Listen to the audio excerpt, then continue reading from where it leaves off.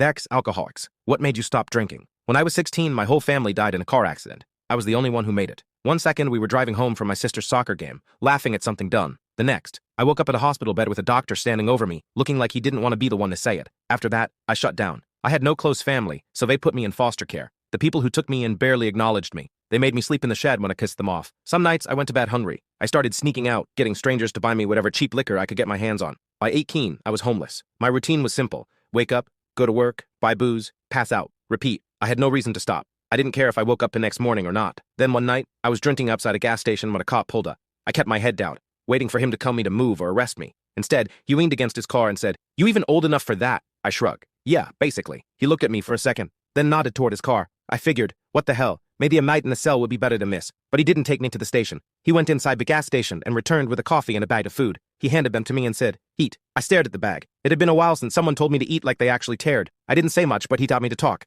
I told him I had no one, no home, nothing. He listened, and told me to wait at the station until his shift ended. That night, he brought me to his place. "Couch is yours," he said, tossing me a blanket. "We'll figure things out in the morning." I don't know why, but I told him everything. My family, the drinking, a foster home. He just nodded like none of it surprised him. Then he told me he lost his wife in a car accident too. Said he got it. He didn't try to fix me. He didn't lecture me. He just helped. He took me to get a new ID since mine was long gone, helped me get a better job, kept his fridge stocked, and told me to eat whatever I wanted. If I disappeared for days on a bender, he didn't go. He just said, "You done?" when I stumbled back through the door. One time, he found me passed out in my car, didn't say a word, just opened the door, told me up, and walked me inside. He sat me down a kitchen table and put a plate of food in front of me. I could barely keep my eyes open, but I remember him saying, "You keep doing this, you're going to end up like the guys I scrape off the sidewalk at 3 a.m. I laughed, made it after the plan. He didn't laugh, just shook his head and said, "Nah, not you." I didn't believe him, but something about the way he said it stuck with me. One day he came home and said, "Listen, I can get you into a program, law enforcement. You just gotta sober up first." I wanted to say yes. I wanted to believe I could do it, but I couldn't. I told him no, and one night,